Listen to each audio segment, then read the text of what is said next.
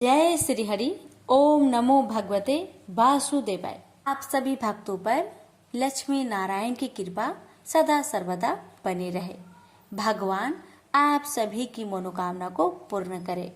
कहने वालों के, सुनने वालों के, हुक्कार भरने वालों के सभी की मनोकामना पूर्ण हो।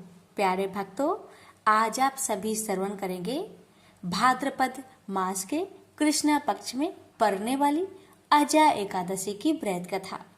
एकादशी समस्त पापों और कष्टों को नष्ट करके हर प्रकार की सुख समृद्धि प्रदान करता है।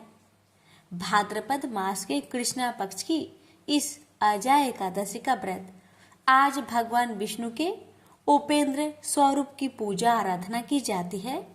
व्रत और पूजा का विधान तो सभी एकादशियों का एक ही है और यह एकादशी भी इसका अपवाद नहीं। कुंती पुत्र युधिष्ठिर बोले कि हे जनार्दन, अब आप मुझे भाद्रपद मास की कृष्णा पक्ष की एकादशी के बारे में बतलाए। उस एकादशी का क्या नाम है तथा इसकी क्या विधि है, सो सब विस्तार पूर्वक कहिए। श्री कृष्ण बोले कि हे राजन, भादो की कृष्ण पक्ष की एकादशी को आजा कहते हैं। इसके व्रत से समस्त पाप नष्ट हो जाते हैं। वो मनुष्य इस दिन भगवान की भक्ति पूर्वक पूजा करते हैं तथा व्रत करते हैं, उनके समस्त पाप नष्ट हो जाते हैं। इस लोक और परलोक में सहायता करने वाली इस एकादशी व्रत के समान विश्व में दूसरी एकादशी नहीं है। इस एकादशी की कथा इस प्रकार है। प्राचीन काल में एक चक्रवर्ती राजा राज्य करता था। उसका नाम हरिश्चंद्र था। वह अत्यंत वीर, प्रतापी तथा सत्यवादी था। उसने अपने स्त्री तथा पुत्र को बेच डाला। वह स्वयं एक चांडाल के यहाँ कफन लेने का काम किया, परंतु उसने इस आपत्ति के कामों में भी सत्य को ना छोड़ा। जब इस प्रकार रहते हुए उसको बहुत वर्ष हो गए तो उसे अपने इस नीच कर्म पर बड़ा दुख हुआ और वह इससे मुक्त होने का उपाय खोजने लगा। वह उस जगह सदैव इसी चिंता में लगा रहता था कि मैं क्या करूं। एक समय जबकि वह चिंता कर रहा था, गौतम ऋषि आए। राजा ने इन्हें देखकर प्रणाम किया और अपनी दुख की कथा सुनाने लगे। महर्षि राजा के दुख से पूर्ण वाक्य को सुनकर अत्यंत दुखी हुए और राजा से बोले कि हे राजन, भादो के कृष्ण पक्ष में एकादशी होती है। एकादशी का नाम अजा है। तुम उसी अजा नामक एकादशी का विधि पूर्वक व्रत करो तथा रात्रि को जागरण करो। इससे तुम्हारे समस्त पाप नष्ट हो जाएंगे। गौतम ऋषि राजा से इस प्रकार कहकर अंतर्ध्यान हो गए। आजा नाम की एकादशी आने पर राजा ने मुनि के कहे अनुसार विधि पूर्वक व्रत तथा रात्रि जागरण किया। उसी व्रत के प्रभाव से राजा के समस्त पाप नष्ट हो गए। उस समय स्वर्ग में नगारे बजने लगे तथा पुष्पों की वर्षा होने लगी।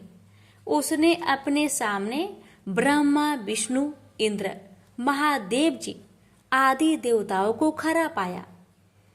उसने अपने मृतक पुत्र को जीवित तथा स्त्री को वस्त्र तथा आभूषणों से युक्त देखा। व्रत के प्रभाव से उसको पुनः राज्य मिला। अंत समय अपने परिवार सहित स्वर्ग लोक को गया। हे राजन, यह सब आजा एकादशी के व्रत का प्रभाव था। जो मनुष्य इस व्रत को विधि विधान पूर्वक करते हैं तथा रात्रि जागरण करते हैं, उनके समस्त पाप नष्ट हो जाते हैं, अंत समय में स्वर्ग को जाते हैं। इस एकादशी की कथा के श्रवण मात्र से ही अश्वमेघ यज्ञ का फल मिलता है। प्रेम से बोलिए विष्णु भगवान की जय। प्यारे भक्तों, अब आप श्रवण करें एकादशी व्रत में सुनी जाने वाली संपूर्ण कथा एक साथ कथा को पूरा सुनिए। कमेंट बॉक्स में विष्णु भगवान की जय अवश्य लिखिएगा। मोर नाम का एक दैत्य था। रावण और कंस की तरह वह भी बड़ा आतंक मचाता था। स्वर्ग में देवों सहित सभी को पीड़ा देता था। सब लोग उससे रक्षा मांगकर श्रीमन नारायण की शरण में गए।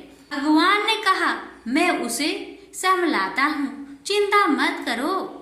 भगवान मोर के साथ युद्ध करने लगे, लेकिन अपनी सारी शारीरिक शक्ति लगाकर भी भगवान कुछ नहीं कर सके।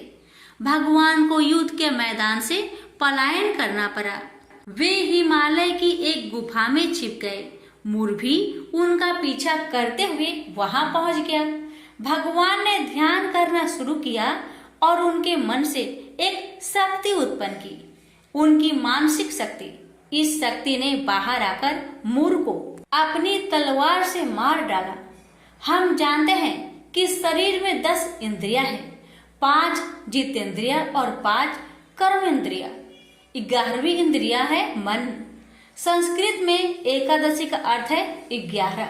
चूंकि यह देवी उनके मन भगवान की 11वीं इंद्रिया से निकली थी, इसलिए भगवान ने उन्हें एकादशी के नाम से पुकारा। एकादशी माता की उत्पत्ति का दिन उनके नाम से ही जाने जाने लगे। माता एकादशी की अंतिम चरण के दौरान उत्पन्न हुई थी, इसे जयंती कहते हैं। और उन्होंने द्वादशी से पहले चरण के दौरान दैत्य को मार डाला था, इसे स्मरणती कहते हैं। भगवान ने घोषणा की कि एकादशी के दौरान देवी की इस महान कार्य के कारण पूरे जगत में कोई भी पाप नहीं रहेगा, लेकिन पाप तो पहले से ही है। जब उसने यह सुना, पाप पुरुष आश्रय की तलाश में इधर उधर भागने लगा। एकादशी के दौरान वह कहाँ रहेगा? वह जहाँ भी गया, सभी ने उसे आश्रय देने से इनकार कर दिया। अंत में अन्न भोजन एकादशी के दौरान उसे आश्रय देने के लिए सहमत हुआ। वो एकादशी के दौरान सभी पाप भोजन में आश्रय लेते हैं। जो कोई एकादशी के दौरान भोजन करता है, ये पाप उस व्यक्ति में प्रवेश करेंगे और रोग, समस्या, हानि, परेशानी इत्यादि बन जाएगी। एकादशी देवी को विष्णु कन्या भी कहा जाता है, क्योंकि वह भगवान की मानस पुत्री है। उनकी मूर्ति पूरी जगन्नाथ मंदिर और द्वारिका धाम में है।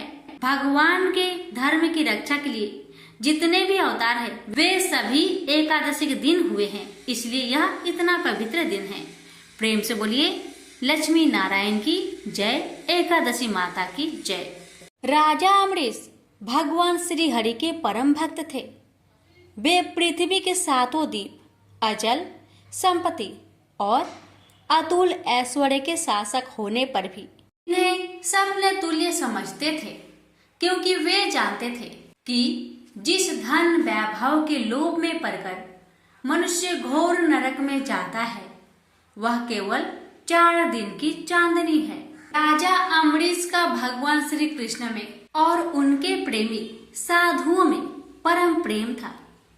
उन्होंने अपने मन को श्री कृष्ण के चरणों में, वाणी को भगवान के गुणों का गान करने में, हाथों को श्री हरि के मंदिर मार्जन में और अपने कानों को भगवान की मंगलमयी कथा के श्रवण में लगा रखा था।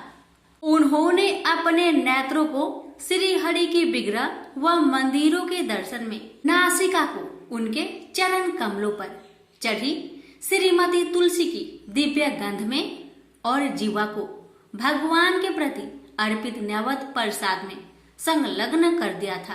राजा अमरीश के पैर भगवान के क्षेत्र आदि की पैदल यात्रा करने में ही लगे रहते और वे सिर से भगवान श्री कृष्ण के चरण कमलों की वंदना किया करते थे। इस प्रकार उन्होंने अपने सारे कर्म यज्ञ, पुरुष, इंद्रियातीत भगवान के प्रति उन्हें सर्वोत्तम एवं सर्वरूप समझकर समर्पित कर दिए थे और भागवत भक्त ब्राह्मणों की आज्ञा अनुसार वे इस पृथ्वी का शासक करते थे। उन्होंने बड़ी बड़ी दक्षिणा वाले अनेकों अश्वमेध यज्ञ करके यज्ञाधिपति भगवान की आराधना की थी। उनकी प्रजा महात्माओं के द्वारा गाए हुए भगवान के उत्तम चरित्रों का बहुत सम्मान करती। किसी समय बड़े प्रेम से श्रवण करती और किसी समय उनका गान करती। इस प्रकार उनके राज्य के मनुष्य देवताओं के अत्यंत प्यारे स्वर्ग की भी इच्छा नहीं करते। राजा अम्बरीश की अनन्य प्रेममयी भक्ति से प्रसन्न होकर भगवान ने उनकी रक्षा के लिए सुदर्शन चक्र को नियुक्त कर दिया था, जो विरोधियों को भयभीत करने वाला एवं भगवान भक्तों की रक्षा करने वाला है। एक बार उन्होंने अपनी पत्नी के साथ भगवान श्री कृष्ण की आराधना करने के लिए 1 वर्ष तक द्वादशी प्रधान एकादशी व्रत करने का नियम ग्रहण किया। उन्होंने 3 रात का उपवास किया और एक दिन यमुना जी में स्नान करके भगवान श्री कृष्ण की पूजा की। तत्पश्चात पहले ब्राह्मणों को स्वादिष्ट और अत्यंत गुणकारी भोजन कराकर उन लोगों के घर 60 करोड़ गौएं सुसज्जित करके भेज दी। जब ब्राह्मणों को सब कुछ मिल चुका तब राजा ने उन लोगों से आज्ञा लेकर व्रत का पारण करने की तैयारी की। उसी समय श्राप और वरदान देने में समर्थ स्वयं दुर्वासा जी भी उनके यहाँ अतिथि रूप में पधारे। राजा अम्बरीश उन्हें देखते ही उठकर खड़े हो गए, आसन देकर बैठाया और विविध सामग्रियों से उनके चरणों में प्रणाम करके भोजन के लिए प्रार्थना की। दुर्वासा जी ने राजा अम्बरीश की प्रार्थना स्वीकार कर ली और इसके बाद आवश्यक कर्मों से निवृत्त होने के लिए वे नदी तट पर चले गए। वे ब्रह्मा का ध्यान करते हुए यमुना के पवित्र जल में स्नान करने लगे। इधर द्वादशी केवल घड़ी भर शेष रह गई थी। धर्मज्ञ अम्बरीश ने धर्म संकट में पड़कर ब्राह्मणों के साथ परामर्श किया। उन्होंने कहा, ब्राह्मण देवताओं, ब्राह्मण को बिना भोजन कराए स्वयं खा लेना और द्वादशी रहते पारण न करना दोनों ही दोष है। इसलिए इस समय जैसा करने से मेरी भलाई हो और मुझे पाप न लगे ऐसा काम करना चाहिए। तब ब्राह्मणों के साथ विचार करके उन्होंने कहा, ब्राह्मणों, श्रुतियों में ऐसा कहा गया है कि जल पी लेना भोजन करना भी है, नहीं भी करना है। इसलिए इस समय केवल जल से पारण किए लेता हूँ। ऐसा निश्चय करके मन ही मन भगवान का चिंतन करते हुए राजश्री अम्बरीश ने जल पी लिया और फिर दुर्वासा जी के आने की राह देखने लगे। दुर्वासा जी आवश्यक कर्मों से निवृत्त होकर यमुना तट से लौट आए। जब राजा ने आगे बढ़कर उनका अभिनंदन किया तब उन्होंने अनुमान से ही समझ लिया कि राजा ने पारण कर लिया है। उस समय दुर्वासा जी बहुत भूखे थे। वे क्रोध से थर थर कांपने लगे। उन्होंने हाथ जोड़कर खड़े अम्बरीश से डट कर कहा, आओ देखो तो सही, यह कितना क्रूर है। यह धन के मद में मतवाला हो रहा है। भगवान की भक्ति तो इसे छू तक नहीं गई और यह अपने को बड़ा समर्थ मानता है। आज इसने धर्म का उल्लंघन करके बड़ा अन्याय किया है। मैं इसका अतिथि होकर आया हूँ, किंतु फिर भी मुझे खिलाए बिना ही इसने खा लिया। अच्छा देख, तुझे अभी इसका फल चखाता हूँ। यो कहते कहते वे क्रोध से जल उठे। उन्होंने अपनी एक जटा उखाड़ी और उससे अम्बरीश को मार डालने के लिए एक कृत्या राक्षसी उत्पन्न की। वह आग के समान जलती हुई हाथ में तलवार लेकर राजा अम्बरीश पर टूट पड़ी। परम पुरुष परमात्मा ने अपने सेवक की रक्षा के लिए पहले से ही सुदर्शन चक्र को नियुक्त कर रखा था। जैसे आग क्रोध से गुर्राते हुए सांप को भस्म कर देती है, वैसे ही चक्र ने दुर्वासा जी की कृत्या को जलाकर ढेर कर दिया।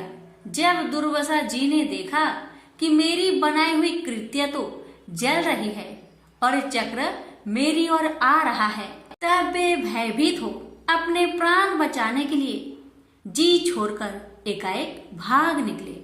जैसे ऊंची ऊंची लपटों वाला दवानल सांप के पीछे दौड़ता है, वैसे ही भगवान का चक्र तो मेरे पीछे लग गया है। तब दुर्वासा जी दिशा, आकाश, पृथ्वी, अतल, बीतल आदि नीचे के लोक, समुद्र, लोकपाल और उनके द्वारा सुरक्षित लोक एवं स्वर्ग तक में गए। परंतु जहां जहां वे गए वहीं वहीं उन्होंने असहा तेज वाले सुदर्शन चक्र को अपने पीछे लगा देखा। जब उन्हें कहीं भी कोई रक्षक न मिला तब वे तो डर गए। अपने प्राण बचाने के लिए वे देव शिरोमणि ब्रह्मा जी के पास गए और बोले, ब्रह्मा जी आप स्वयंभू हैं, भगवान के इस तेजमयी चक्र से मेरी रक्षा कीजिए। ब्रह्मा जी ने कहा, दुर्वासा जी मैं शंकर जी, दक्ष, भृगु आदि, प्रजापति, भूतेश्वर आदि सब जिनके बनाए नियमों में बंधे हैं तथा जिनकी आज्ञा सिरोधार्य करके हम लोग संसार का हित करते हैं, उनके भक्त के द्रोही को बचाने में हम समर्थ नहीं है। जब ब्रह्मा जी ने इस प्रकार दुर्वासा को निराश कर दिया तब भगवान के चक्र से संतप्त होकर वे कैलाशवासी भगवान शंकर की शरण में गए। शंकर जी ने कहा, दुर्वासा जी जिनसे पैदा हुए अनेकों ब्रह्मांडों में हमारे जैसे हजारों चक्र काटते हैं, यह चक्र उन्हीं विश्वेश्वर का शस्त्र है। यह हम लोगों के लिए असह्य है। तुम उन्हीं की शरण में जाओ, वे भगवान ही तुम्हारा मंगल करेंगे। निराश होकर दुर्वासा जी श्री हरि भगवान के परम धाम बैकुंठ की तरफ में भागे। दुर्वासा जी भगवान के चक्र की आग से जल रहे थे। वे भगवान के चरणों में गिर पड़े। उन्होंने कहा, हे अच्युत्य, हे अनंत, आप संतों के एकमात्र इच्छित है। प्रभु, संपूर्ण जगत के जीवन दाता मैं अपराधी हूँ, आप मेरी रक्षा कीजिए। आपका परम प्रभाव न जानने के कारण ही मैंने आपके प्यारे भक्त का अपराध किया है। प्रभु, आप मुझे बचाइए। श्री भगवान ने कहा, दुर्वासा जी मैं सर्वथा भक्तों के अधीन हूँ, मुझ में तनिक भी स्वतंत्रता नहीं है।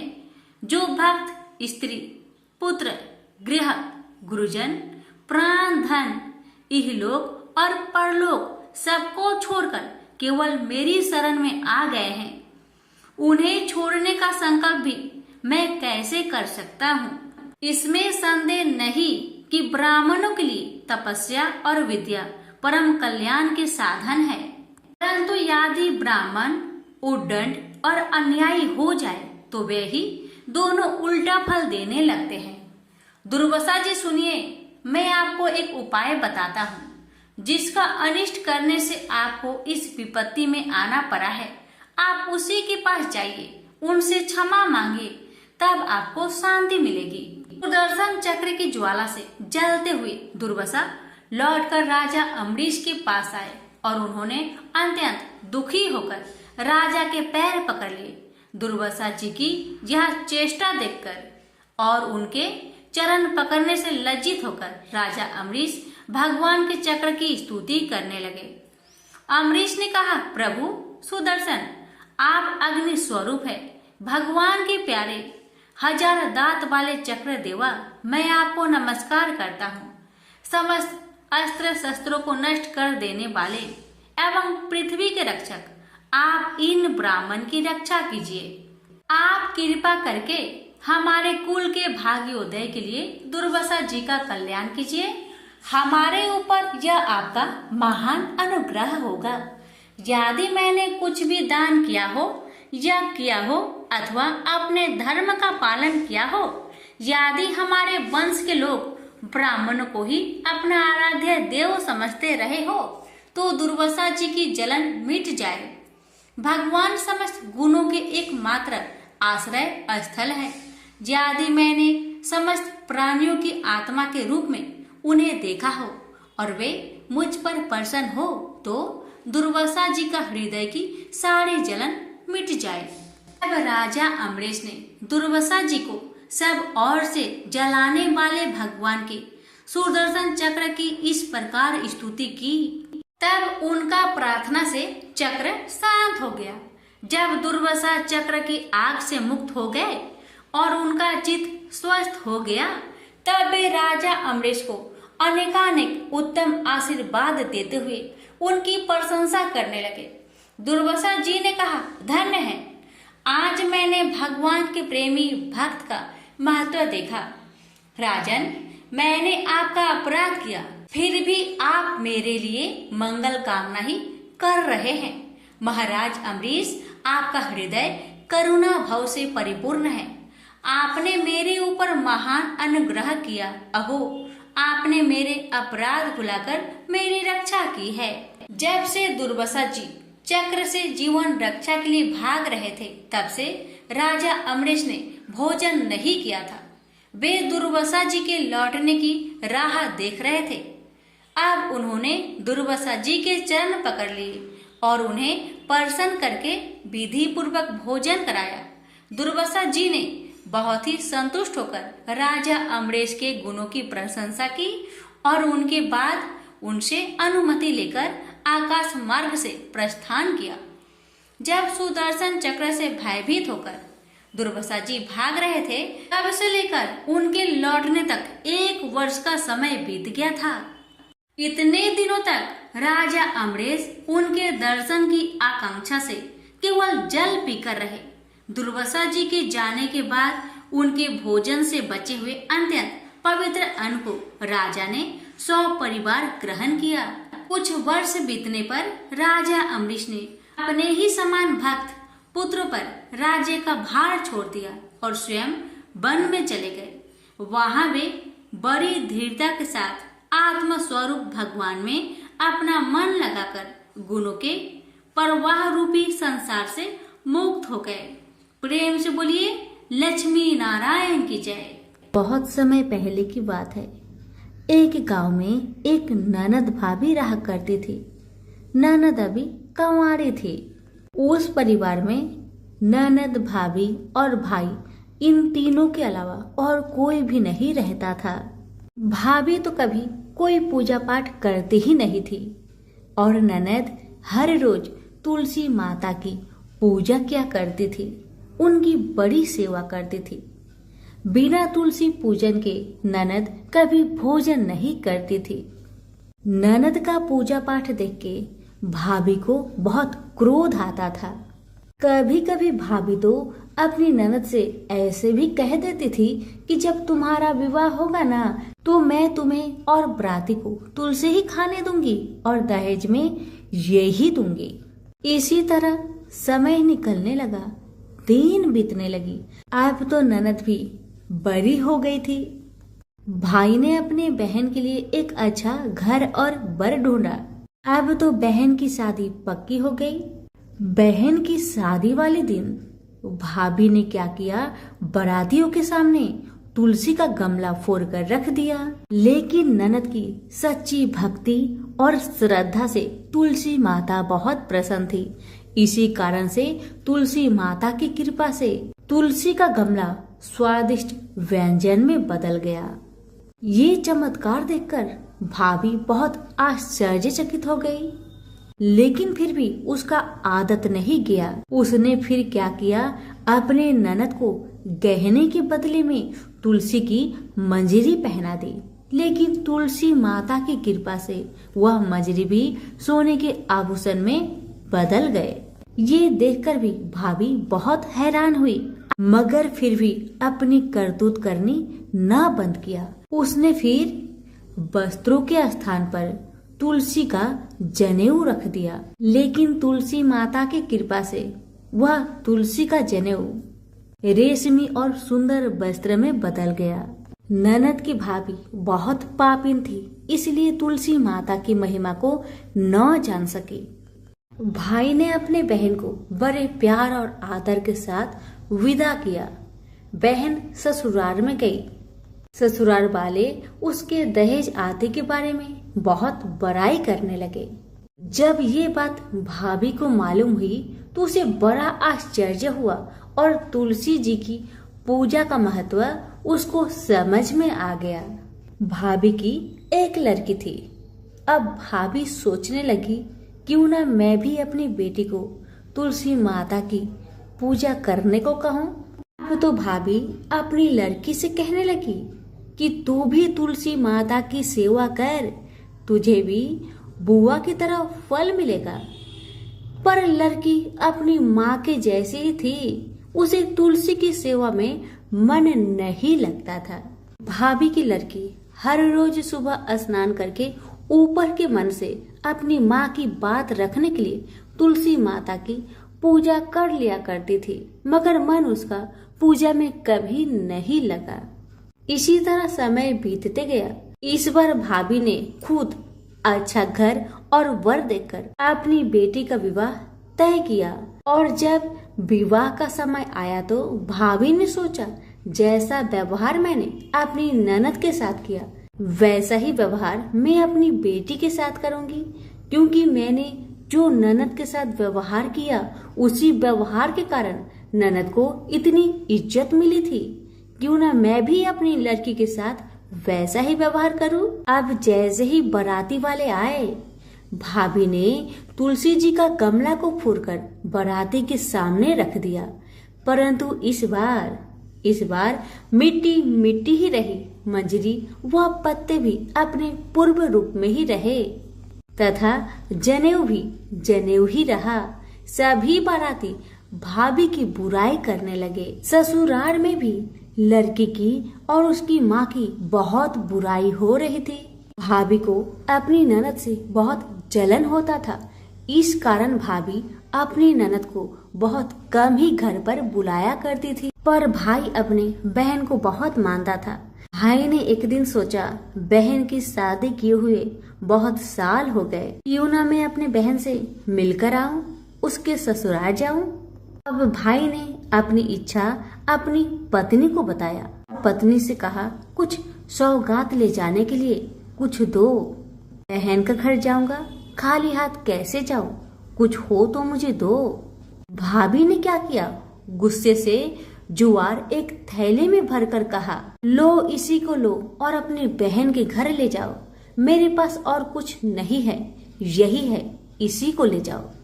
बेचारा पति दुखी मन से चल दिया वही जुआर भरे थैले को लेकर, और मन ही मन में सोचते जा रहा था, भला कोई भाई अपने बहन के ससुराल में जुआर ले जाता है। यही सोचते सोचते भाई बहन के ससुराल की तरफ जा रहा था। उसने सोचा, ये जुआर बहन के ससुराल ले जाऊंगा तो लोग क्या कहेंगे, क्यों ना मैं इसे गाय को खिला दूं। भाई जब बहन के नगर के समीप पहुंचा और उसने एक गौशाला में गाय के सामने जुआर का थैला उलट दिया। जुआर को उलटता देखकर तब गौपालक ने कहा, ए भाई तुम ये क्या कर रहे हो, सोना मोती गाय के आगे क्यों डाल रहे हो। भाई ने जब नीचे देखा तो सचमुच हीरे मोती सोना चांदी जगमगा रहे थे। भाई ने तुलसी माता के चमत्कार को जान लिया और जोर जोर से तुलसी माता की जयकारा लगाने लगा और सारी कहानी उस गौपालक को बताया। सोना चांदी हीरा मोती थैले में भरकर बहुत प्रसन्न मन से अपने बहन के घर गया। बहन भाई को देखकर बहुत प्रसन्न हुई और अपनी भाई की बहुत आवभगत की। भाई ने अपनी बहन की सास ससुर से आज्ञा लेकर अपनी बहन को घर लेकर आया और रास्ते में सारी कहानी बताते आ रहा था कि कैसे भाभी ने ज्वार भरकर थैले में दिए थे और तुलसी माता की कृपा से कैसे ये ज्वार हीरे मोती सोने चांदी में बदल गए। भाई को तुलसी माता का महिमा पता चल गया था। अब भाई और बहन घर आकर अपनी भाभी को सारी कहानी बताते हैं और तुलसी माता की महत्व को समझाते हैं और पूजन करने का फल उसे भी बताते हैं। अब तो भाई और भाभी और उसकी बेटी तीनों जन मिलकर हर दिन तुलसी माता का पूजन किया करते थे और तुलसी माता भी उनके पूजन से प्रसन्न होकर उनके घर में अन्य धन के भंडार भर दिए और भाभी की बेटी को भी अच्छा घर और वर मिला। तो सभी मिलकर बोलिए तुलसी मैया की जय। एक समय की बात है, एक भाई बहन रहते थे। बहन का नियम था कि वह अपने भाई का चेहरा देख के ही खाना खाती थी। हर रोज वह सुबह उठती थी और जल्दी जल्दी सारा काम करके अपने भाई का मुंह देखने के लिए उसके घर जाती थी। एक दिन रास्ते में एक पीपल के नीचे गणेश जी की मूर्ति रखी थी। उसने भगवान के सामने हाथ जोड़कर कहा कि मेरे जैसा अमर सुहाग और मेरे जैसा अमर पिहर सबको दीजिए। यह कहकर वह आगे बढ़ जाती है। जंगल के झाड़ियों के कांटे उसके पैरों में चुभा करते जाते थे। एक दिन भाई के घर बहन पहुंची और भाई का मुख देखकर बैठ गई। तो भाभी ने पूछा, पैरों में क्या हो गया है? यह सुनकर उसने भाभी को जवाब दिया कि रास्ते में जंगल के झाड़ियों के गिरे हुए कांटे पाँव में चुभ गए हैं। जब वह वापस अपने घर आ जाए तब भाभी ने अपने पति से कहा कि रास्ते को साफ करवा दो, आपकी बहन के पाँव में बहुत सारे कांटे चुभ गए हैं। भाई ने तब कुल्हाड़ी लेकर सारी झाड़ियों को काटकर रास्ता साफ कर दिया, जिससे गणेश जी का स्थान भी वहां से हट गया। यह देखकर भगवान गुस्सा हो गए और उसके भाई के प्राण हर लिए।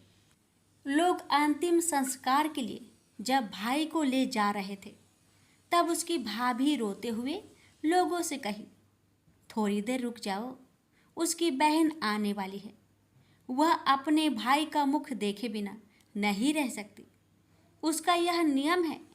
तब लोगों ने कहा, आज तो देख लेगी पर कल कैसे देखेगी? रोज दिन की तरह बहन अपने भाई का मुंह देखने के लिए जंगल में निकली। तब जंगल में उसने देखा कि सारा रास्ता साफ किया हुआ है। जब वह आगे बढ़ी तो उसने देखा कि सिद्धि विनायक को भी वहां से हटा दिया गया है। तब उसने जाने से पहले गणेश जी को एक अच्छे स्थान पर रखकर उन्हें स्थान दिया और हाथ जोड़कर बोली, भगवान मेरे जैसा अमर सुहाग और मेरे जैसा अमर पिहर सबको देना। और फिर बोलकर आगे निकल गई। भगवान तब सोचने लगे, अगर इसकी नहीं सुनी तो हमें कौन मानेगा, हमें कौन पूजेगा? तब सिद्धि विनायक ने उसे आवाज दी, बेटी इस खेजड़ी की 7 पत्तियां लेकर जा और उसे कच्चे दूध में घोलकर भाई के ऊपर छींटा मार देना, वह उठकर बैठ जाएगा। यह सुनकर जब बहन पीछे मुड़ी तो वहाँ कोई नहीं था। फिर वह यह सोचने लगी कि ठीक है, जैसा सुना वैसा कर लेती हूँ। फिर वह 7 खेजड़ी की पत्तियां लेकर अपने भाई के घर पहुंची। उसने देखा वहाँ कई लोग बैठे हुए हैं, भाभी बैठी रो रही है और भाई की लाश रखी है। तब उसने उस 7 पत्तियों को बताए हुए नियम के तहत भाई के ऊपर इस्तेमाल किया। तब भाई उठकर बैठ गया।